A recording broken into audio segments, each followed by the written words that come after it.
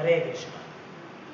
तो आज के सेशन में हम कवर करेंगे Bhagavad Gita as it is chapter 10 text number 90।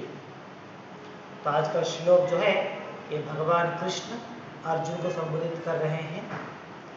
तो पिछले 3 श्लोकों में हमने देखा है जहाँ पे अर्जुन भगवान से विनती कर रहे हैं ये कहते हुए कि आप कृपा करके आपके जो विभूति है, आपके जो ऑपुलेंस है, ऐश्वर्य है या आपकी शक्तियां हैं उसके बारे में आप कृपा करके मुझे पुनः दोहराइए।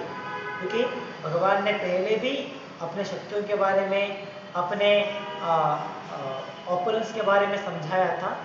तो उसके बाद अर्जुन पुनः ये प्रश्न पूछ रहे हैं, अर्जुन पुनः भगवान से विनती कर रहे हैं कि आप कृपा करके मुझे इसके बारे में पुनः मुझे समझाइए। तो इन अर्जुन के रिक्वेस्ट के अनुसार और साथ ही जो अर्जुन ने प्रश्न भी पूछे हैं पिछले 3 श्लोकों में, उन सभी प्रश्नों के लिए उत्तर देना भगवान प्रारंभ करते हैं आज के इस श्लोक से। तो आज के श्लोक में भगवान यहाँ पे कहते हैं हंतते कथयिष्यामि, हंतते कथयिष्यामि। कथयिष्यामि मतलब मैं बात करूंगा और आई विल स्पीक। भगवान कहते हैं यस, भगवान पहले अर्जुन की जो विनती है उसे एक्सेप्ट कर रहे हैं। यस, मैं आपकी विनती के अनुसार मैं अपनी लीलाओं के, अपनी ऑपुलेंस के बारे में या अपनी शक्तियों के बारे में मैं बात करूंगा। तो इस प्रकार भगवान अर्जुन की विनती तो स्वीकार कर रहे हैं, लेकिन उसके साथ साथ भगवान यहाँ पे अर्जुन की विनती में थोड़ी सी चेंज कर रहे हैं। क्या चेंज कर रहे हैं? भगवान यहाँ पे कहते हैं ठीक है, मैं आपको ये ज्ञान दूंगा, मेरी शक्तियों के बारे में आपको समझाऊंगा, लेकिन मैं अपनी सभी शक्तियों के बारे में आपको नहीं समझाऊंगा, या मेरी जो भी ग्लोरीज है, महानता है, इसके बारे में सभी आपको नहीं समझाऊंगा। तो कोई सोच सकता है क्या कारण है, क्यों भगवान कहते हैं कि मैं सभी आपको नहीं समझाऊंगा? इसका उत्तर स्वयं भगवान वहां पे दे रहे हैं। भगवान कहते हैं मैं आपको क्या करूंगा? प्राधान्यता, प्राधान्यता मतलब प्रिंसिपल वन, सर कहते हैं ना जो इम्पोर्टेंट है, तो इतना ही मैं आपको समझाऊंगा, जो बहुत ही महत्वपूर्ण है उतने ही मैं आपको समझाऊंगा। प्राधान्यता कुरुश्रेष्ठ, कुरुश्रेष्ठ यहाँ पे अर्जुन को संबोधित किया जा रहा है। कुरुश्रेष्ठ क्योंकि अर्जुन भी कुरु वंश में आते थे, तो उस वंश से आने वाले श्रेष्ठ व्यक्ति हो, इस प्रकार एक प्रकार की गौरव सूचक संबोधना है जो अर्जुन को किया जा रहा है, कुरुश्रेष्ठ। तो भगवान कहते हैं कि अर्जुन मैं तुम्हें क्या करूंगा, आपकी विनती के अनुसार मैं अपने शक्ति के बारे में आपको समझाऊंगा, लेकिन जो इम्पोर्टेंट है, जो बहुत ही महत्व है, उसके बारे में उतना ही मैं आपको समझाऊंगा। बाकी मेरे जो सभी प्रकार की शक्तियां हैं उन सभी को आपको नहीं समझाऊंगा। कारण क्या है? कारण भगवान कहते हैं नास्ति अंतो विस्तरस्य में, नास्ति अंतः न अस्ति, मतलब देयर इज नो लिमिट। यहाँ पे जो शब्द का उपयोग है अंत, अंत का मतलब क्या है? एंड। न अंत मतलब क्या है? There is no end. तो भगवान कहते हैं कि मैं तुम्हें सिर्फ प्रिंसिपल शक्तियां उतना ही क्यों समझाऊंगा, क्योंकि मेरे शक्तियां इतने हैं कि उसके लिए कोई अंत ही नहीं है, there is no limit for it. इसलिए मैं क्या करूंगा, मैं सिर्फ जो प्रोमिनेंट है उतना ही आपको समझाऊंगा। तो इस प्रकार आज के श्लोक में भगवान अर्जुन की जो विनती है उसे स्वीकार कर रहे हैं और स्वीकार करते हुए अपने शक्ति के बारे में समझाना प्रारंभ करेंगे। तो अगले श्लोक से आप देख सकते हैं टेक्स्ट नंबर 20 से प्रारंभ करते हुए इस अध्याय के आखिरी श्लोक तक, मतलब टेक्स्ट नंबर 42 तक भी भगवान अपनी ग्लोरीज या अपनी ऑपुलेंस के बारे में हमें समझाते हैं। तो इसीलिए ये अध्याय जो है इसे कहा जाता है विभूति योगा, और the opulence of the absolute, जहाँ पे भगवान के ऐश्वर्य के बारे में स्वयं भगवान हमें समझा रहे हैं। तो इस अध्याय में जिसे कहा जाता है विभूति योगा, भगवान अपने स्वयं अपने द्वारा ही अपने ऑपुलेंस के बारे में हमें समझाते हैं इस अध्याय में, इसलिए इसे कहा जाता है विभूति योगा और the opulence of the absolute. तो आज के श्लोक में जहाँ पे भगवान कहते हैं कि मैं आपको समझाऊंगा लेकिन प्राधान्यतः जो इम्पोर्टेंट है उतना ही, तो इसके लिए हमें समझना है, जैसे भावार्थ में भी प्रभुपाद समझाते हैं, it is not possible to comprehend the greatness of Krishna and his opulences. भगवान के जो ऐश्वर्य है, सभी ऐश्वर्य को समझना, साथ ही भगवान कितने महान हैं, उनकी जो ग्रेटनेस क्या है, इसे पूरी तरीके से समझना किसी को भी पॉसिबल नहीं है।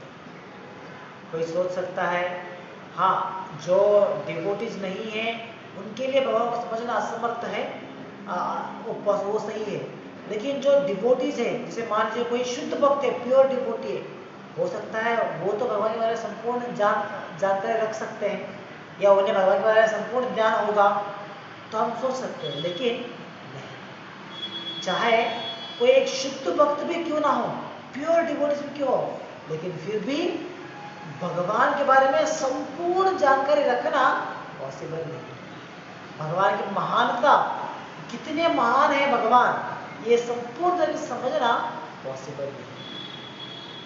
इसके लिए श्रीमद् भागवतम में एक प्रसंग आता है, उस प्रसंग में कहा जाता है किस प्रकार भगवान के ऑपुलेंस कितने हैं।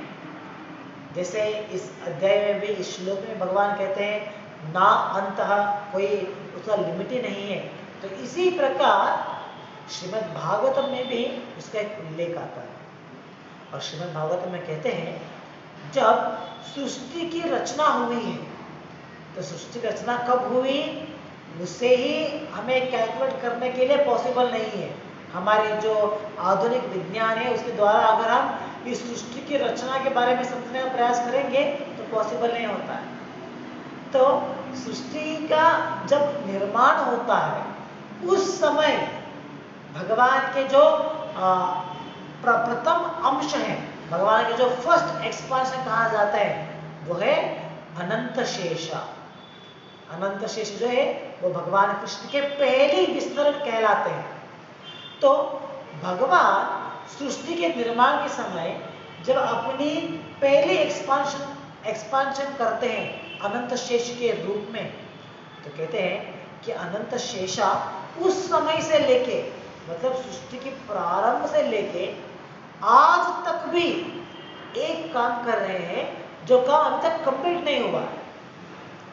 तो ऐसा कौन सा काम कर रहे हैं अनंत शेषा जो आज तक भी कर रहे हैं लेकिन फिर भी कंप्लीट नहीं हुआ है?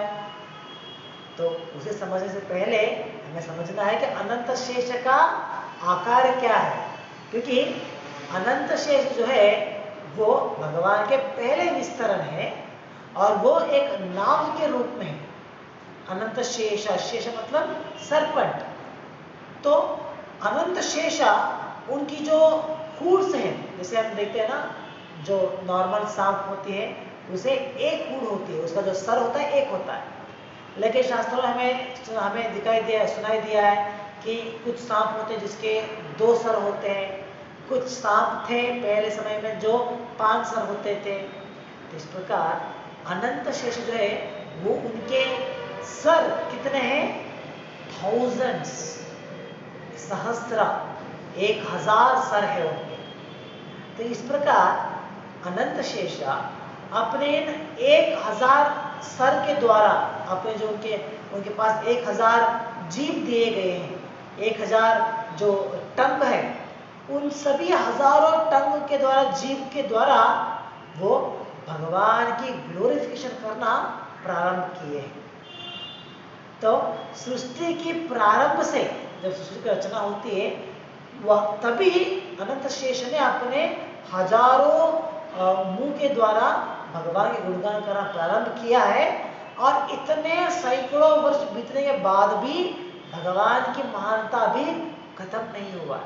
अभी भी अभी इस समय जब हम लोग यहाँ पे बैठ के शास्त्र को पढ़ रहे हैं, समझ रहे हैं, इसी समय अनंत शेषा अपनी मुंह के द्वारा, अपने सहस्त्र मुंह के द्वारा भगवान की ग्लोरिफिकेशन कर रहे हैं। तो ये अभी तक खत्म नहीं हुआ। तो हम सिर्फ इसे इमेजिन उतना ही कर सकते हैं, क्योंकि अगर कोई कैलकुलेट करने का प्रयास करे तो पॉसिबल ही नहीं है। जैसे हमने 4th चैप्टर में देखा था, 4th चैप्टर में ब्रह्मा का एक दिन हमारे मनुष्य जीवन के बराबर कितना लंबा समय है, यह हमें समझाया गया है। और वहां पे ब्रह्मा जी का आयु जो इतने करोड़ों करोड़ों साल होते हैं हमारे मनुष्य के आयु के, मनुष्य के समय के अनुसार, तो उस ब्रह्मा के आयु को समझने में ही हम असमर्थ रहे हैं। इतनी लंबी आयु है ब्रह्मा की, तो आप सोच सकते हैं। तो सृष्टि की रचना से पूर्व अनंत शेष ने ये काम प्रारंभ किया, तो कितना समय बीता होगा ये कैलकुलेट करना हमारे बस की बात है। तो इस प्रकार श्रीमद् भागवत में दिए गए इस उल्लेख के द्वारा हमें समझना चाहिए कि भगवान की ग्रेटनेस कितना है, भगवान की महानता कितनी एंडलेस है, अनंत है, यह हम समझ सकते हैं कि भगवान अनंत शेषा इतने हजारों स्तर के द्वारा भी ग्लोरिफिकेशन कर रहे हैं और आज भी इतने सैकड़ों वर्षों के बाद भी भगवान की ग्लोरिफिकेशन खत्म नहीं होगी। इसीलिए कहते हैं कि भगवान की जो महानता है वो एंडलेस है। जैसे हमें जो अनंत होते हैं, इसे समझाने के लिए हमें उदाहरण दिया जाता है जैसे समुद्र के बारे में। क्योंकि अगर आप एक समुद्र के किनारे पे जाएंगे, वहाँ पे खड़े होके अगर आप समुद्र को देखते हैं तो समुद्र कितना विशाल है, तो लगता है कि समुद्र तो अनंत है, इसका कोई लिमिट ही नहीं, कोई एंड ही नहीं है लगता है। क्योंकि जितना दूर हमारा नेत्र जा सकते हैं उतने दूर भी समुद्र ही दिखाई देता है। आप किसी इंस्ट्रूमेंट यूज कीजिए, इंस्ट्रूमेंट यूज करने अगर आप देखेंगे वहां पे खड़े होके, तो फिर भी आपको समुद्र का जो आखिरी पॉइंट है वो दिखाई नहीं देगा। आपको लगेगा कि अंत तक भी समुद्र ही पड़ा हुआ है। लेकिन हम विज्ञान के द्वारा समझ सकते हैं कि समुद्र एंडलेस नहीं है, उसका भी एक लिमिट है कि यहाँ से प्रारंभ होता है और इतने सैकड़ों किलोमीटर होने के बाद या नॉटिकल किलोमीटर होने के बाद यहाँ पर खत्म होता है। तो शास्त्र विज्ञान के द्वारा तो समझ में तो आ जाता है, लेकिन आपको अगर हम अपने नेत्र के द्वारा देखने का प्रयास करेंगे तो लगता है कि तो एंडलेस है। तो इस प्रकार हमारी समझ के लिए एंडलेस समझाने के लिए समुद्र का उदाहरण दे सकते हैं, या नहीं तो हमारे जो बाह्याकाश है, हमारे जो स्पेस है, इसका भी एग्जाम्पल देते हैं। क्योंकि समुद्र तो ठीक है, विज्ञान ने अपनी खोज के द्वारा या अपने पास रहने वाले इंस्ट्रूमेंट के द्वारा उन्होंने मालूम पढ़ लिया है कि हाँ समुद्र, उसकी लंबाई चौड़ाई कितना है, कहाँ पे प्रारंभ होता है, कहाँ पे एंड होता है, समझ में आ गया है। लेकिन हमारी जो स्पेस है, स्पेस कितना विशाल है ये कैलकुलेट करना आज के समय में भी हमारे विज्ञानियों को एक चुनौती बन के रहा है। आज भी उन्हें ज्ञात नहीं है कि हमारी स्पेस कितना विशाल है, उसकी लंबाई कितनी है, उसकी चौड़ाई कितनी है, कोई भी आज तक उसे माप नहीं पाया। तो वो लोग इस स्पेस की लंबाई चौड़ाई को मापने में असमर्थ है, इसीलिए वो लोग एक थ्योरी रखते हैं और उस थ्योरी के द्वारा वो कहते हैं कि हमारे जो यूनिवर्स है ये ग्रो कर रहा है, ये बढ़ रहा है, ये विशाल हो रहा है। इसीलिए जब भी हम प्रयास करते हैं यहाँ से भगवान वहाँ तक कितना दूर है, उसका एंड कहीं मिलेगा ही नहीं, क्योंकि जितना हम प्रयास करेंगे वो उतना बढ़ता जाएगा, बढ़ता जाएगा। तो इस प्रकार हमारी जो स्पेस है उसका भी एग्जाम्पल हम देख सकते हैं, ये समझने के लिए कि अनंतता या एंडलेस कैसे होती।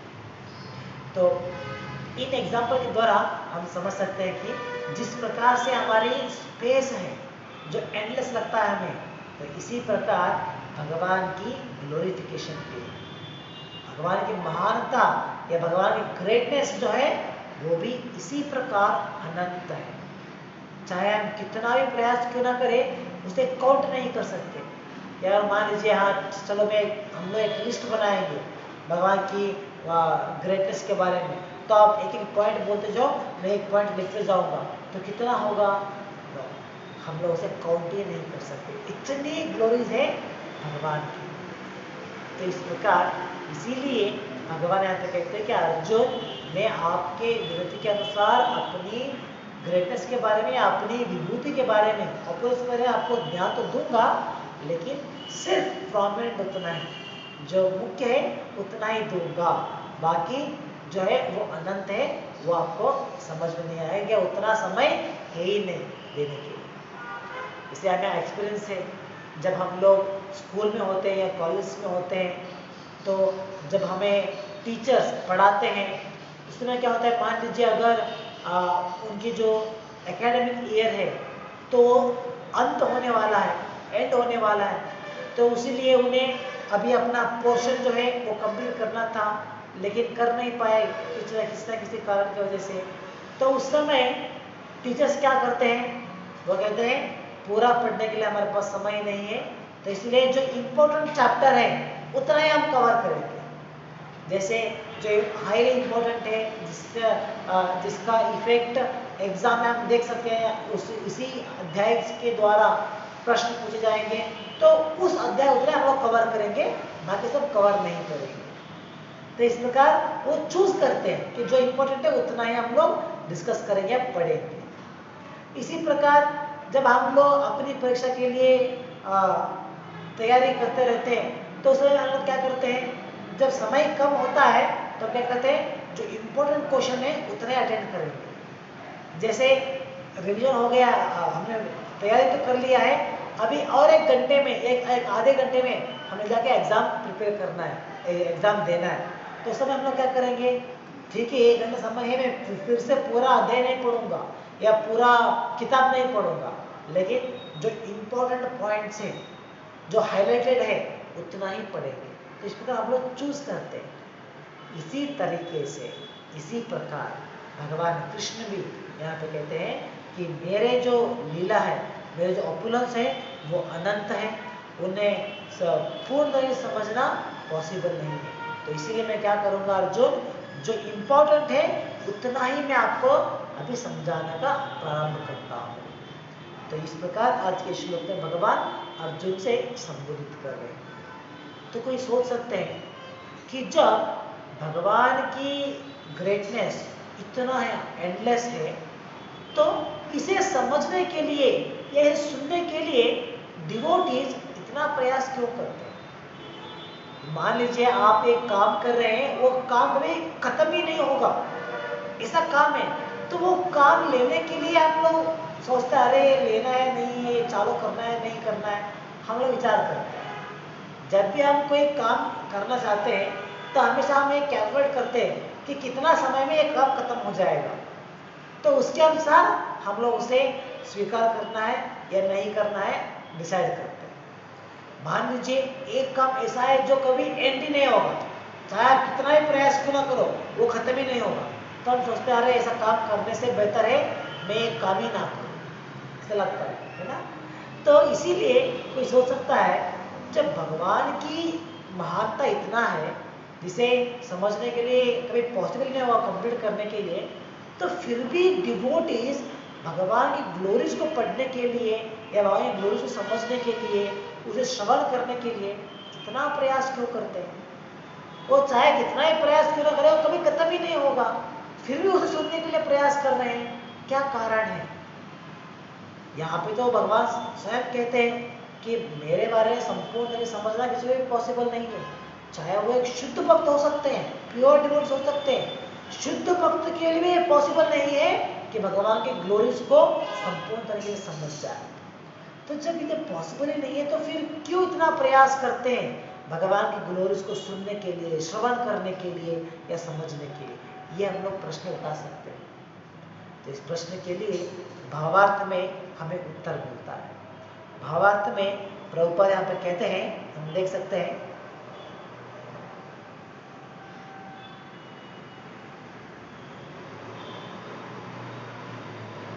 this. The devotees try to understand Krishna, but not on the principle that they will be able to understand Krishna fully at any specific time or in any state of life. भक्त लोग भगवान के बारे में समझना या सुनना प्रारंभ करते हैं, भगवान को समझने का प्रयास करते हैं, ये आशा रखते हुए नहीं कि हाँ कभी ऐसा समय आएगा जब मैं भगवान के बारे में संपूर्ण समझ जाऊंगा, या मेरे जीवन में कभी ऐसा एक संदर्भ आएगा, एक स्टेज आएगी जब मैं भगवान के बारे में संपूर्ण समझ जाऊंगा। इस प्रकार से आशा रखते हुए भगवान के बारे में समझने का प्रयास नहीं करते। तो डिवोटीज को ये ज्ञात है कि चाहे मैं मेरी पूरी आयु लगा दूं, फिर भी भगवान को संपूर्ण तरह से समझना पॉसिबल नहीं है, क्योंकि भगवान की ग्लोरीज इतने हैं, इतने विशाल है, इतने महान है। तो फिर भी डिवोटी उसमें एंगेज होते हैं। क्यों? ये जानने के बाद भी, जैसे यहाँ पे कहा गया है कि हमारे जो इंद्रिय हैं, हमारे इंद्रिय भी इम्परफेक्ट है। ऐसा नहीं कि हमारे जो इंद्रिय दिए गए पूरे परफेक्ट है, नहीं, हमारे आंख, कान सभी परफेक्शन कम है। जैसे सिर्फ कुछ ही कंडीशनों में हमारे ये अंग काम कर सकते हैं और उस कंडीशन के बाद में ये हमारे अंग काम नहीं कर सकते। तो इस प्रकार इम्परफेक्ट इंद्रिय होने के बावजूद और ये समझने के बावजूद कि हम कितनी भी समय प्रयास क्यों ना करें या कितना भी मैं एंडिवर डालूं, मेरे भगवान के बारे में संपूर्ण तरीके से मैं समझ नहीं सकता हूँ। ये समझने के बावजूद भगवान के बारे में सुनने का या भगवान को समझने का प्रयास करते हैं। क्यों? कारण है यहाँ पे दिया गया है, rather the very topics of Krishna are so relishable that they appear to them as nectar. भगवान की जो टॉपिक्स हैं, जो भगवान के जो विचार है, ये स्वयं ही इतने स्वादिष्ट है, इतने स्वादिष्ट है कि सिर्फ उसे सुनने के मात्र से ही हमें इतना आनंद मिलेगा, इतनी आध्यात्मिक अनुभूति को हम लोग महसूस कर सकते हैं। तो इसीलिए हम ये प्रयास नहीं करेंगे कि हाँ कभी इसका अंत होगा, कभी इसका एंड मिलेगा, जरूरत ही नहीं है। हमें मालूम है कि कभी ये एंड ही नहीं होगा, फिर भी भगवान को समझने का प्रयास हम करेंगे, क्योंकि उसका रस इतना अच्छा है, उसकी जो टेस्ट है, उसकी जो मेलो है, वो इतनी अच्छी है कि हम उसे रेडिश कर सकते हैं। तो इसीलिए डिवोटीज इसे समझने के बावजूद भगवान के बारे में कि वो पूरी तरह से समझ नहीं सकते हैं, अनुसरण नहीं कर सकते, इसे समझने के बावजूद फिर भी भगवान के बारे में समझने का प्रयास करते हैं। क्योंकि जब भगवान के बारे में हमें समझना है तो हमें क्या करना चाहिए?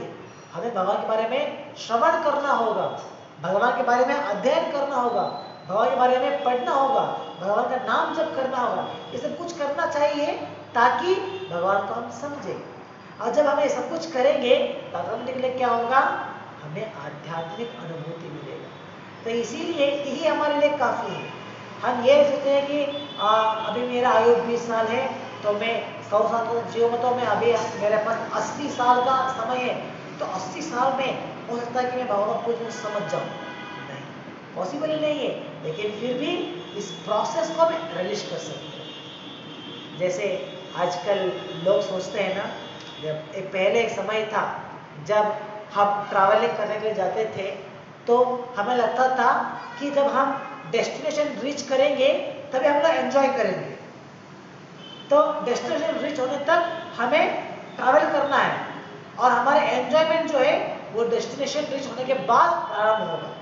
तो ये पहले के समय में एक उनका परसेप्शन होता था, लेकिन आज के समय में हम देखते हैं लोग सोचते हैं कि सिर्फ डेस्टिनेशन को तो हमें मुझे एंजॉयमेंट नहीं है, बल्कि जो मैं ट्रैवल कर रहा हूँ ये मार्ग में मुझे एंजॉयमेंट मिल रहा है। जैसे मैं साइट सीइंग कर सकता हूँ, नेचर को देख सकता हूँ, प्रकृति को देख सकता हूँ, सुंदर सुंदर समय को बिता सकता हूँ वहाँ पे। तो इस प्रकार जो जर्नी है वो जर्नी ही एक आनंद से भरा हुआ है। डेस्टिनेशन क्या है वो इम्पोर्टेंट नहीं है हमारे लिए, जर्नी इतना सुंदर है। तो ये आज की जो मॉडर्न लोग हैं उनकी परसेप्शन होती है। तो इसी प्रकार आध्यात्मिक विचार में भी हम ऐसा नहीं कि जब हम लोग भक्ति करेंगे और आखिरी में हम लोग एंजॉय करेंगे, आखिरी में भगवान को समझ जाएंगे पूरी तरीके से और तभी हम लोग एंजॉय करेंगे। नहीं, जो प्रोसेस है, जिस मार्ग में हम गुजर रहे हैं भगवान के बारे में समझने के लिए, तो मार्ग में ही हम लोग एंजॉय करेंगे और इसका कभी अंत ही नहीं होगा। देयर इज नो एंड, कभी भगवान के ग्लोरीज एंड ही नहीं होंगे। लेकिन जब हम उस मार्ग में जा रहे हैं तो उस मार्ग को ही हम रिलीज कर सकते हैं, एंजॉय कर सकते हैं। तो ये डिवोटीज का परसेप्शन होता है। इसीलिए डिवोटीज इस विषय को जानते हुए कि भगवान की ग्लोरीज कभी एंड नहीं होगा, कभी ऐसा समय नहीं आएगा जब मैं भगवान के बारे में संपूर्ण समझ जाऊंगा, लेकिन फिर भी भगवान को समझने का प्रयास करते हैं, बिकॉज इट इज नेक्टेरियस। तो कभी कभी लोग प्रश्न पूछते हैं, हाँ प्रभु जी आप तो इतने साल से हैं, आप इतने साल से भक्ति कर रहे हैं, तो लगता है ना कि आपको सब कुछ मालूम है, सब कुछ, मतलब कृष्ण के बारे में जो भी प्रश्न पूछता है वो सब कुछ मालूम है। तो लोगों का ये परसेप्शन होता है, लेकिन एक्चुअली नहीं। चाहे हम 20 साल हो या 100 साल हो भक्ति करते हुए, फिर भी कोई भी भक्त क्लेम नहीं कर सकता कि हाँ अभी मुझे भगवान के बारे में सब कुछ मालूम है, एवरीथिंग आई नो, जो भी कुछ भी पूछे मैं बोल सकता हूँ। क्योंकि भगवान के विचार ही इतने विशाल हैं, भगवान के ऑपुलेंस, भगवान की ग्लोरीज इतने हैं कि कोई भी उसे संपूर्ण समझना पॉसिबल नहीं है। लेकिन भक्ति में रहते हुए, भक्ति मार्ग में जाते हुए हमें तत्व तो मालूम होता है, प्रिंसिपल, जैसे हमें भगवान कहते हैं प्रिंसिपल पॉइंट करें, आपको समझाऊंगा। इस प्रकार जो इम्पोर्टेंट पॉइंट है उतना तो डिवोटीज को मालूम पड़ता है कि हाँ भगवान की ग्लोरीज क्या है, ये जो फिलॉसफी है, तत्व जो है, वो उतना डिवोटीज को मालूम रहता है। तो इस प्रकार भावार्थ में प्रभुपाद इस विषय को हमें समझा रहे हैं। और आगे भावार्थ में प्रभुपाद कहते हैं, in discussing Krishna's opulences and his diverse energies, the pure devotees take transcendental pleasure. Therefore, they want to hear and discuss them. Krishna knows that living entities do not understand the extent of his opulence. He therefore agrees to state only the principal manifestation of his different energies. तो भगवान को भी ज्ञात है कि ये जीव चाहे कितना ही प्रयास करे, मेरे बारे में संपूर्ण तरीके से जान नहीं सकते। तो इसीलिए भगवान भी क्या करते हैं कि जितना इम्पोर्टेंट है उतना ही मैं आपको दूंगा, उतनी पॉइंट मैं आपको समझाऊंगा, ये भगवान अग्री करते हैं। तो इस प्रकार डिवोटीज भगवान के बारे में सुनना, श्रवण करना और भगवान के बारे में समझने का प्रयास करना, इसे रिलीज करते हैं। जैसे नवविधा भक्ति है, नवविधा भक्ति प्रारंभ होता है श्रवणम से, हियरिंग प्रोसेस। तो भक्ति में श्रवण करना इतना इम्पोर्टेंट है एक्चुअली, कि जब हम भगवान के बारे में श्रवण नहीं करेंगे तो हमारे जो गंदगी भरा हुआ है हमारे मन में या हमारे चित्त में, जो इतनी गंदगी भरा हुआ है, वो कभी साफ नहीं हो सकता। और जब तक वो साफ नहीं होगा हम भगवान के बारे में समझने का प्रयास, भगवान के बारे में समझना पॉसिबल नहीं होता, भक्ति में आगे बढ़ना पॉसिबल नहीं होता। इसीलिए नवविधा भक्ति में प्रारंभ होता है श्रवणम से। श्रवणम कीर्तनम विष्णु, विष्णु के बारे में, कृष्ण के बारे में श्रवण करना ही भक्ति का प्रारंभ है।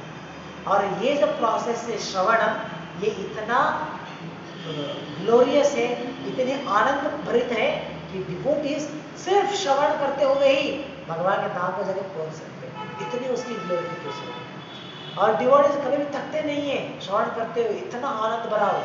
जैसे पिछले श्लोक में हमने देखा है, अर्जुन ने कहा है पिछले श्लोक में कि आपकी जो ग्लोरीज है इसे मैं सुनते हुए कभी भी थकान महसूस नहीं करूंगा, कभी मुझे ऐसा नहीं लगता है कि अरे बस हो गया, कितना सुन रहा हूं मैं, भगवान ये है, भगवान वो है, भगवान इतने विशाल है, सुन सुन के कान पक गया मेरा, मुझे और नहीं सुनना है।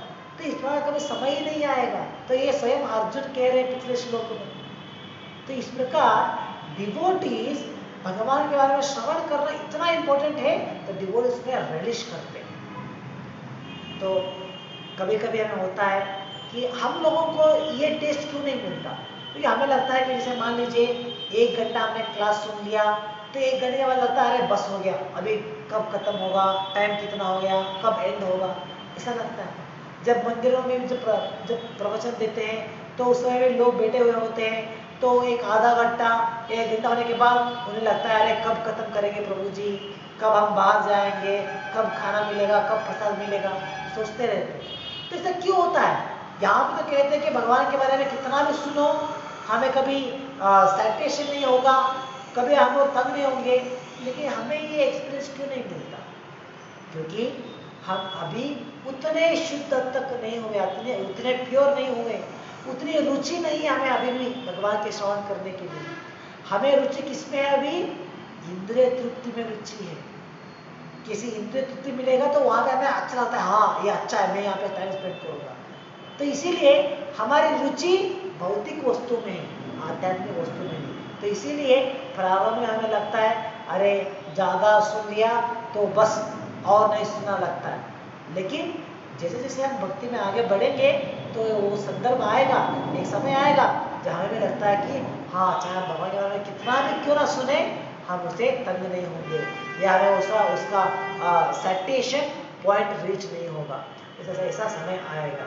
तो इसीलिए जो शुद्ध भक्त होते हैं वो ऑलरेडी वो स्टेज में है, तो इसीलिए वो कितना भगवान के बारे में श्रवण क्यों ना करे, उन्हें कभी उसमें सैटिस्फैक्शन नहीं होता।